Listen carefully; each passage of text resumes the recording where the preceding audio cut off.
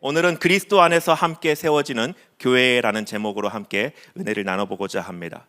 구약의 가정, 가문이죠. 아브라함이나 이삭이나 야곱과 같은 가정들, 그리고 혹은 민족, 그리고 신약에 있는 교회는 공통점이 있습니다. 이런 구약의 가정이나 민족, 그리고 신약에 나타나는 교회들은 바로 하나님 나라를 그려가는 그런 기구로서 하나님께서 허락하셨다라고 하는 것이죠. 그래서 우리가 교회가 무엇인가를 이해한다면 하나님 나라를 이해할 수 있고, 또 하나님 나라가 이해되기에 우리는 어떻게 우리의 가정을 이끌어가고 그려갈 수 있는지 그에 대한 힌트를 또한 얻을 수 있게 됩니다. 그래서 오늘은 교회에 대해서 함께 알아볼 텐데, 교회론, 이 에베소서에 너무나 많이 나오고 있지만 다 다룰 수는 없습니다.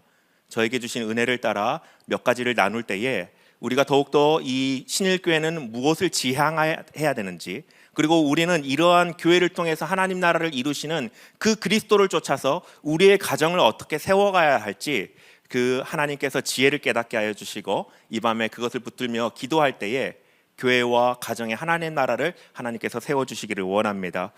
건물에서 가장 중요한 것은 바로 기초겠죠. 기초공사입니다.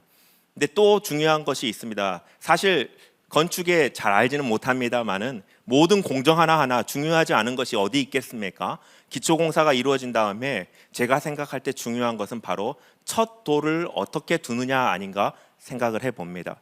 첫 돌이 조금 삐뚤어지면 그 건물은 삐뚤어집니다. 그래서 그 첫 돌, 초석이라고 하죠. 아주 중요한 의미가 있습니다. 전문가가 두어야 할 돌이죠. 고대의 건물에 이런 역할을 하는 것이 바로 모퉁이 돌입니다. 오늘 찬양으로도 고백할 것이고 중심 단어가 될 텐데요. 이 모퉁이 돌, 이것은 건물을 지탱하고 또 건물의 중심을 잡아주고, 그렇기 때문에 건물에서 가장 핵심적인 돌이 바로 이 모퉁이 돌입니다. 본문에서 예수 그리스도는 친히 모퉁이 돌 되셨다라고 말씀해주고 있습니다. 이는 예수 그리스도께서 친히 가장 중요한 핵심이다, 본질이다라는 것을 말씀해주고 있는 것입니다. 이것이 바로 오늘 우리가 함께 이 말씀에서부터 교회가 무엇인가를 알아보기 위한 출발점입니다. 예수 그리스도, 그는 교회의 본질입니다. 그리고 예수 그리스도, 그는 교회의 핵심입니다. 만약 그리스도가 없다면 교회는 이름만 있을 뿐 교회로서 역할을 아무것도 하지 못할 것입니다. 왜 그러냐면 하나님께서 그리스도 안에서 화목의 은혜를 베푸셨기 때문에 그렇습니다. 하나님의 모든 은혜 베풀어 주심은 예수 그리스도를 통하여서, 그리고 우리는 예수 그리스도만을 통하여서 하나님의 은혜를 누릴 수 있다라고 하는 것입니다. 구원의 은혜가 그렇고 그 이외의 모든 은혜는 하나도 빠지지 않고 예수 그리스도를 통하여서만 우리에게 하나님께서 베푸셨다라고 하는 것입니다. 하나님의 화목의 은혜는 그리스도를 통해서 우리에게 나타나는데 크게 두 가지 차원으로 나타나죠.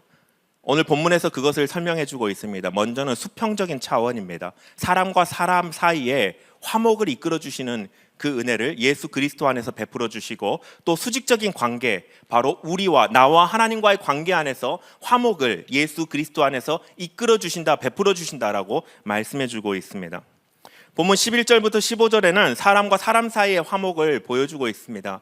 어떠한 관계 안에서 나타납니까? 유대인과 이방인의 관계 안에서 예수 그리스도 안에서 화목의 은혜를 하나님이 베푸시는 것을 설명해 줍니다.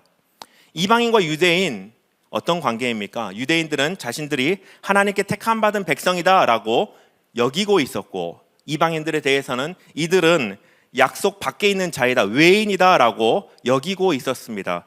서로 교류하기를 꺼려할 뿐만 아니라 율법이라는 장막이 있었습니다. 이것은 단순한 문화의 차이 정도가 아닙니다. 원수됐다라는 표현이 무엇을 의미하겠습니까? 절대 용서하지 않고 용납하지 않고, 그들의 아무리 좋은 것일지라도 모두 다 거부하고 비난해야만 하는 관계가 바로 원수 아닙니까? 그래서 서로 가까이 할 수 없고 늘 갈라져 있고 분리되어 있는 것이 바로 유대인과 이방인들의 관계였습니다. 우리 주변에도 이런 관계에 비슷한 예가 있지 않습니까?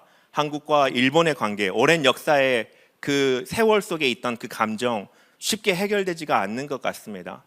한일전만 하면은 우리는 이것을 경험하고 있지 않습니까?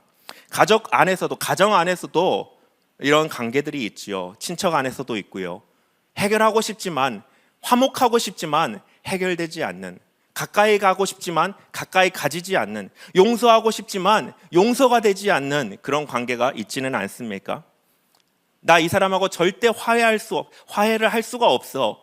그런 사람이 우리 주위에 있지는 않습니까? 어쩌면 교회 안에서도 그런 관계가 있는지는 모르겠습니다. 그런데 바울은 그리스도를 가리켜 그는 우리의 화평이신지라 라고 선포합니다. 또한 예수님은 십자가로 중간에 막힌 담을 허물어 버리셨다라고 선포합니다. 실제로 성전 안에는 유대인과 이방인들을 막고 있는 담이 있었습니다. 예수 그리스도께서 그 담을 허물어 주심으로 그 적대적이었던 유대인과 이방인의 관계가 하나 될 수 있었던 것입니다. 원수된 관계를 화목케 하신 은혜를 하나님은 예수 그리스도 안에서 그 이방인들에게 또 유대인들에게 베푸셨던 것입니다. 한 가지 좀 생각해 봤으면 좋겠습니다. 왜 이런 장벽들이 있었을까요? 유대인과 이방인들의 그 사이에 왜 이런 장벽이 있었을까요?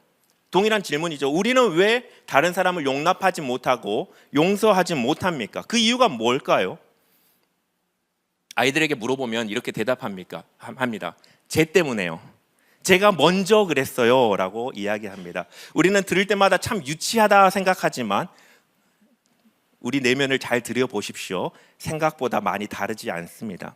저도 이 말씀을 이렇게 묵상해 보면서 왜 그럴까 한번 질문을 해보았습니다. 성경에서 가장 먼저 죄를 범죄할 때 무엇이었습니까? 선악과를 먹은 후에 무엇을 합니까? 남 탓을 합니다. 근데 그 뒤로 지은 죄를 생각을 찾아보니까 너무나 충격적이었습니다. 그들이 에덴에서 쫓겨난 다음에 제사를 하는데 어떤 일이 일어납니까? 가인은 아벨을 죽입니다. 남 탓을 하고 그 다음에 행한 죄가 바로 살인이더라고요. 죄로 인하여서 우리의 본성이 완전히 타락해버렸고 변화돼버렸는데 그것은 상대방을 인정하지 않고 적대시하는 마음이 우리 안에 있다라고 하는 것입니다. 죄가 있는 한 우리에게 진정한 화목은 있을 수가 없습니다. 어쩌면 가정 안에서, 어쩌면 일터에서, 어쩌면 교회에서 사람과 사람이 관계하는 그 모든 과정에서 우리는 갈등을 겪을 수 있습니다. 어떤 사람은 이렇게 말합니다. 이건 성격 차이 때문에 그래요. 저 사람의 기질은 이렇고 나의 기질은 이래서 우리는 도대체가 맞을 수가 없어요 라고 이야기할지 모르겠습니다. 세상은 그렇게 평가할지 모르지만 성경은 그렇게 말하지 않습니다. 죄로 인하여서 우리는 서로 화목할 수 없는 존재가 되어버렸던 것입니다. 하나님이 베푸신 은혜는, 그리스도 예수 안에서 베푸신 은혜는 서로 화목할 수 없는 우리가 서로 화목할 수 있도록 은혜를 베풀어 주신 것입니다. 예수님의 보혈이 원수된 우리 사이를, 나와 너 사이를 화목하게 만드셨습니다. 근데 바울은 여기서 멈추지 않습니다. 십자가의 은혜는 단순하게 사람과 사람 사이의 관계로만 끝나지 않고 한 차원 더 깊이 이끌어갑니다. 우리 16절 말씀 함께 읽어볼까요? 함께 읽겠습니다.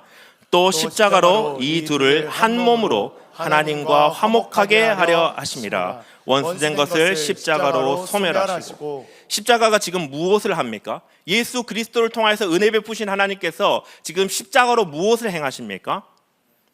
이 둘을 한 몸으로 한 후에 화해시킬 뿐만 아니라 하나님과 화목하게 만든다라고 말씀해주고 있습니다. 우리가 원래 하나님과 원수였지요.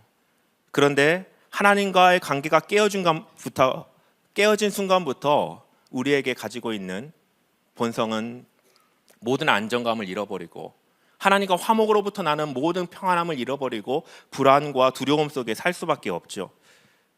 그래서 서로 적대할 수밖에 없고 서로 인정하고 의지할 수 없는, 사랑할 수 없는 존재가 될 수밖에 없는 것입니다. 아무리 화해하고 협력하려고 해도 어쩌면 잠시 그런 모습이 있을지 몰라도 잠시일 뿐 본질적으로 화목할 수 없는 존재입니다. 다시 깨어질 수밖에 없는 화목을 인간 사회 안에서 우리는 서로 경험하고 누리고 있는 것입니다. 그러나 예수님의 십자가는 우리를 하나님과 화목하게 하셨습니다. 그로 인하여서 하나님께 나아가고 하나님으로부터 만족감을 누리고 동행함을 살 수 있게 하신 겁니다. 수평적인 화목뿐만 아니라 이 수평적인 화목을 유지할 수 있도록 수직적인 화목 또한 함께 이루신 것이 하나님께서 예수 그리스도 안에서 우리에게 베풀어 주신 화목의 은혜다라고 말씀해주고 있는 것입니다. 예수님 안에서 우리는 하나님과도 그리고 서로와도 화목을 누릴 수 있습니다. 사랑하는 성도 여러분, 결국 교회는 어떤 공동체입니까? 이 모습을 볼 때에 교회는 그리스도 안에서 하나님과 화목하고 또 사람과 서로 화목한 공동체가 바로 교회다라고 우리는 생각해 볼 수 있습니다. 교회가 그리스도의 본질이다, 그리스도가 핵심이다, 이것을 붙드는 교회라면 하나님과 화목하기를 힘쓰고 서로 화목하는 힘쓰는 그 교회의 본질을 가지게 된다라고 하는 것입니다. 이것이 바로 세상이 보고 싶어하는 교회의 모습입니다. 세상 사람들이 우리에게 요구하는 그 교회다움은 어쩌면 더 성경적인 것 같습니다. 성경적인 걸 요구하고 있는 것 같습니다. 너희가 교회라면 하나님을 진실로 예배해야 되지 않을까? 너희가 교회라면 너희가 서로 화목하고 용서하고 사랑해야 되지 않을까? 이 기준을 세상이 우리에게 요구하고 있다라고 하는 것입니다.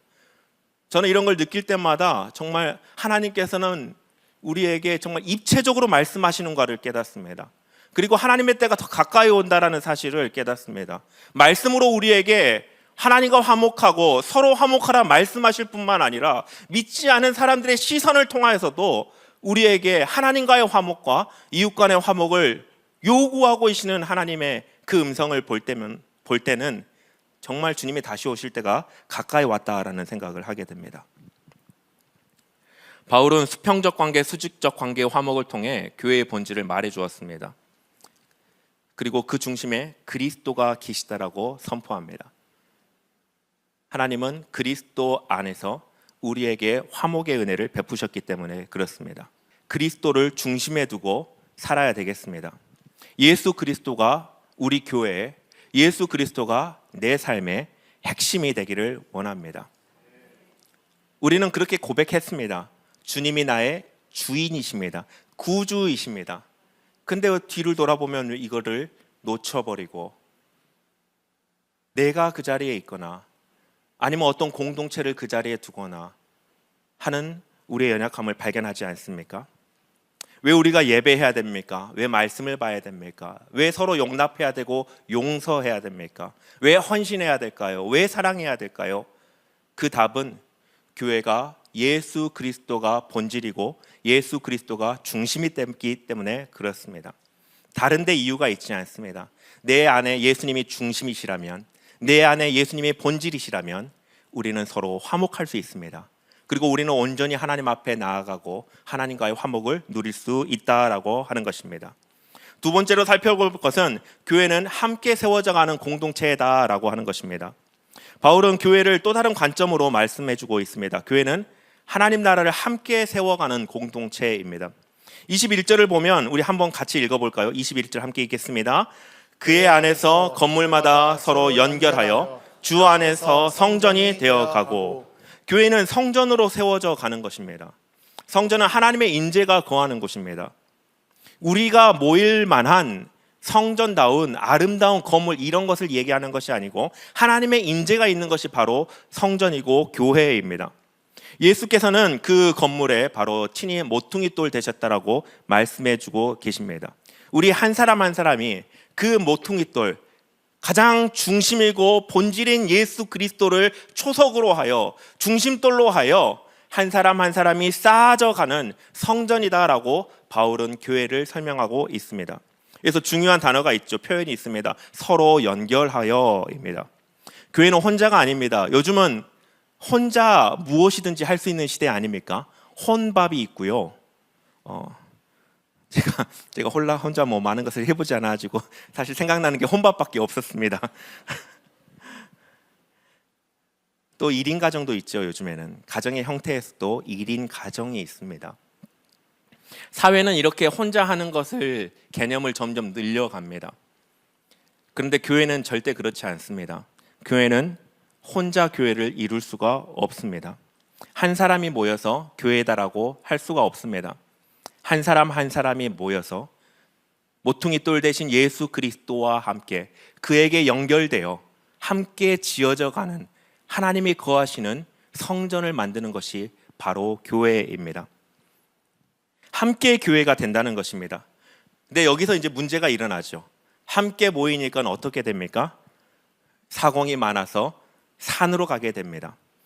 사람이 모이다 보면 이상하게 본질이 흐트러집니다. 예수님이 중심이어야 되는데, 예수님이 본질이 돼야 되는데 사람이 그 자리에 있는 모습으로 변질되는 것을 많이 경험하게 됩니다. 사람 중심이 되어버린다는 것이죠. 그럼 어떻게 우리는 이 위험성으로부터 예수 그리스도가 모퉁이 돌이 되어서 우리가 서로 이어져가는 예수님이 중심이고 본질이 되는 교회를 이루어갈 수 있을까요? 그것을 이제 22절에서 말씀해주고 있는 것 같습니다. 우리 22절도 함께 읽어볼까요? 함께 읽겠습니다. 너희도 성령 안에서 하나님이 거하실 처소가 되기 위하여 그리스도 예수 안에서 함께 지어져가느니라. 여기에 무엇이 보이십니까? 기납적 성경 연구 방법에 익숙하신 신일교회 성도님들은 바로 여기에 성부가 있고 성자가 있고 성령이 있음이 눈으로 다 보여지실 것입니다. 그렇죠? 사람이 모여서 사랑 중심으로 이 공동체가 바뀌어버릴 수 있는 위험이 있지만 하나님께서는 그 교회 안에서 삼위 하나님이 역사하시고 붙드시고 지키신다라고 바울을 통해서 말씀해주고 있다는 것이죠. 그리스도 예수가 머리통이 돌이 되고 서로 연결되어지는데 그것이 그리스도가 중심으로 남아있을 수밖에 없도록 서로 오해하여서 사람의 공동체를 만들지 않도록 삼위 하나님께서 이 교회 공동체 안에 역사하고 계신다라고 하는 것입니다. 성부께서는 교회의 주인으로 임재하여 주시고 또 성자께서는 모퉁이 돌이 되어서 교회를 견고히 세우십니다. 성령은 우리를 실제로 연결시켜 주시고 하나님의 거처로 세워가도록 도와주십니다. 교회는 삼위 하나님께서 세워가시는 공동체입니다. 사람이 마음대로 이렇게 저렇게 좌지우지할 수 있는 것이 아닙니다. 어떤 사람들이 이렇게 표현하기도 합니다. 그 목사님 너무나 중요해요. 이 장로님 너무나 중요해요. 이 집사님이 없으면 우리 교회는 안 돌아갈 것 같아요. 전혀 그렇지 않습니다. 사람의 교회가 아닙니다. 사람이 이끌어가고 세워가는 것이 아닙니다. 물론 전략적인 면도 필요하죠. 그러나 그것이 다 없을지라도 삼위 하나님께서 세워가시는 것이, 삼위 하나님께서 모퉁이 되시는 예수 그리스도를 중심으로 서로 연결하여 하나님이 거하실 성전을 세워가시는 것이 바로 교회입니다. 신일교회가 삼위 하나님이 거하시는 거룩한 주의 성전이 되기를 원합니다. 우리가 드려지는 예배마다 우리는 이런 상상을 해야 합니다. 예배를 위해서 기도할 때마다 삼위 하나님이 임재하시는 예배가 되게 해 주십시오. 우리가 드러나지 않도록, 우리의 과거에 아니면 이제까지 쌓아왔던 명성이라고 있을까요? 역사라고 있을까요? 우리가 내세울 만한 조금이라는 것이 있을지라도 이것이 드러나는 것이 아니라 이 예배를 통하여서 하나님이 거하실 성전이 되어져가는 거룩한 하나님 나라, 삼위 하나님께서 세워주십시오. 우리가 이렇게 기도해야 될 것입니다. 이제 이번 주일날 오후에 되면은 목장 개강 예배를 합니다. 목자 임명식이 있습니다. 이제 주일을 지나고 나면 더 이상 우리 신일교회는 137개가 아니라 138개 목장으로 바뀝니다. 138개 목장이 가을에 무엇을 기대해야 할까요? 동일합니다. 삼위 하나님께서 우리 목장을 예수 그리스도 안에서 서로 연결하여 세워주십시오. 우리 목자님들이 이런 기도를 날마다 하셔야 됩니다. 우리 목원들도 목장에 오면서 기대하셔야 돼요. 또 모이는구나. 그것이 아니라 삼위 하나님께서 우리 목원들과 함께 우리 목장 안에 어떠한 은혜를 주실까? 하나님이 거하실 만한 목장이 되도록 삼위 하나님께서 인도하여 주실 텐데 그것이 무엇일까? 기대함으로 목장에 잘 모이시기를 바랍니다. 그러면 우리가 삼위 하나님이 세워가시는 거룩한 처소로의 이 교회를 세워가기 위해 우리는 무엇을 해야 할까요? 저는 두 가지를 여러분과 나누고 싶습니다. 먼저는 기도입니다. 삼위 하나님께 집중하기 위해 우리가 할 수 있는 유일한 것은 기도입니다. 기도의 자리에 주님과 깊은 사귐을 가질 때에 주님께서 무엇을 일하시는가를 우리의 마음 가운데, 주님께서 무엇을 보시는가를, 무엇을 느끼시고 아파하시고 기뻐하시는가를 우리에게 말씀해 주십니다. 그럼 마음이 답답할 때 무엇 하십니까? 사람을 만나서 막 쏟아내지 않습니까? 그것에 무엇이 남든가요? 상처가 남습니다. 뒷담화 속에는 상처가 남아요, 여러분. 다른 곳에 가서 쏟아내지 마세요. 하나님 앞에 나와서 여러분의 마음을 쏟아내십시오. 그때에 주님의 마음이 무엇인지 우리에게 말씀해 주십니다. 깨닫게 해 주십니다. 삼위 하나님께서 어떻게 모퉁이 돌 대신 예수 그리스도, 본질이신 예수 그리스도와 연결되어 그가 거하실 거룩한 처소로 만들어 가실지 깨닫게 해 주십니다. 그곳에 눈물이 있고요, 그곳에서부터 헌신이 일어납니다. 그리고 함께 세워갈 수 있도록 지혜와 능력을 주십니다. 그래서 기도의 자리를 사모하는 것과 지키는 것은 너무나 중요합니다. 사랑하는 성도 여러분, 죄송합니다. 여러분 다 보았습니다. 금요일마다 나오십시오. 기도 자리를 지키십시오. 우선순위를 바꾸셔야 합니다. 하나님이 거하실 처소를 세워가기 위해 우리가 기도하지 않고는 아무런 일도 일어나지가 않습니다. 그리고 또 한 가지 나누고 싶은 것이 있습니다. 사랑을 뛰어넘어 우리가 헌신할 때에 우리는 예수 그리스도로부터 함께 연결되어질 수가 있다라고 하는 것입니다. 예수 그리스도 모퉁이 돌로 함께 연결되어 지어져 가는 것은요, 실제적인 연결이 필요합니다.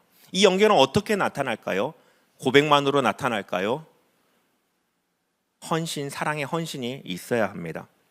저는 CCC라고 하는 선교단체에서 사역하면서 이 헌신에 대해서 많이 배웠습니다. CCC에 가지고 있는 삼중 헌신이라는 개념이 있습니다. 헌신을 하고 또 헌신을 하고 또 헌신을 해야 되는 그런 개념이 아니라 세 가지 영역에 헌신을 해야 된다라고 하는 개념입니다. 먼저는 그리스도께 헌신입니다. 주님께 온전히 드려진 삶을 살아야 된다는 것이죠. 두 번째는 민족의 헌신입니다. 민족 복음화에 목숨 건 곳이 바로 CCC라고 하는 선교 단체입니다. 복음을 증거하는 삶을 살며 하나님 나라 확장하는 삶을 살아야 된다라고 헌신하는 것이죠. 근데 마지막 헌신이 저는 사실 좀 의아했습니다. 주님께 헌신까지는 이해가 되었고 민족의 헌신까지는 이해가 되었는데 왜 형제에 대한 헌신이 필요할까 스스로도 질문을 해보았습니다. 간사로 살면서도 거기서 스텝으로 2년 동안 섬기면서도 왜 형제에 대한 헌신이 필요할까라는 질문을 해보았습니다. 서로 사랑하며 연결되기에 필요합니다.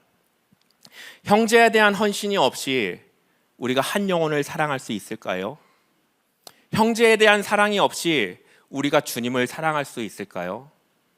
우리는 형제에 대한 사랑을 통하여서, 헌신을 통하여서 사랑의 본질을 배울 수 있습니다. 형제에 대한 헌신 없이 우리는 사랑이 무엇인지 입술로 고백할 수 있을지 모르겠지만 우리의 전인이 체득할 수 있는 방법은 없습니다.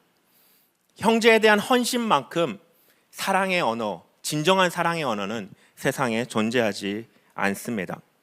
형제에 대한 헌신이 있을 때 우리는 사람 중심의 공동체를 극복할 수 있습니다. 나 중심의 정체성을 극복할 수 있다라고 하는 것이죠. 내가 내 형제를 위하여서 내 것을 내어주고 시간을 내어주고 마음을 내어주고 물질을 내어주고 사랑을 내어줄 때에 나 중심성이 사라져가고 우리 중심성이 사라져가고 모퉁이 돌 대신 예수 그리스도의 중심성이 그 공동체 안에 꿈틀거리며 자라난다라고 하는 것입니다. 바로 이것이 바울이 오늘 우리에게 보여주는 교회의 모습입니다. 예수 그리스도의 중심성, 그리고 서로 연결되어 함께 세워져 가는 하나님의 성전, 이것이 바로 교회입니다. 우리가 이러한 교회를 세워갈 때에 우리를 통하여서 하나님 나라가 세워집니다. 예수님이 우리의 중심이십니다 고백하고 예수 그리스도 안에서 우리가 서로 헌신하여서 사랑의 공동체를 만들어져 갈 때 우리 신일교회는 하나님 나라가 됩니다. 하나님 나라, 이 교회를 통하여서 하나님 나라를 보여주신 걸 이해하면 가정 안에서 우리는 어떻게 하나님 나라를 이룰 수 있는지 알 수 있다고 그랬습니다. 예수 그리스도가 가정의 중심 되시고 그 안에 서로 연결되어 헌신의 사랑을 해 갈 때에 부부의 관계가, 부모와의 자녀의 관계가, 가정이 하나님 나라로 세워져 갈 수 있다는 사실을 우리는 결론적으로 알 수 있습니다. 사랑하는 성도 여러분, 우리가 2025년 이제 가을을 시작합니다. 무엇을 해야 될까요? 우리가 예수 그리스도를 우리의 중심으로 꼭 붙잡아야 합니다. 그리고 우리가 서로 연합하여 하나님 나라를 세워가야 합니다. 그러기 위해 함께 모입시다. 그러기 위해 함께 기도합시다. 그러기 위해 함께 예배합시다. 그러기 위해 우리가 함께 자라갑시다. 가장 중요하고 반복된 단어가 함께였습니다. 우리는 혼자 하나님의 나라를 이루어갈 수 없습니다. 함께 해야 합니다. 이것을 전문 용어로 말하면 무브먼트입니다. 영적인 운동력입니다. 이 가을에 우리는 상상하고 꿈을 꿔야 합니다. 이 가을에 하나님께서, 삼위 하나님께서 우리 안에 어떠한 성전을 만들어 가실까? 우리는 이제 새생명축제 선포식을 이번 주에 하게 되고 또 태신자 작정을 하게 됩니다. 그 37운동이 시작되죠. 영혼 구원의 대장정이 시작이 됩니다. 꿈을 꾸어야 됩니다. 함께 무슨 꿈을 꾸시겠습니까? 오늘 이 밤에 우리가 함께 기도하면서 하나님 나라의 그 교회를 통하여서 세워가시는 하나님 나라를 바라보고 또 우리 가정을 향하여서 세워가시는 하나님 나라를 바라보고 꿈을 꾸며 함께 기도했으면 좋겠습니다.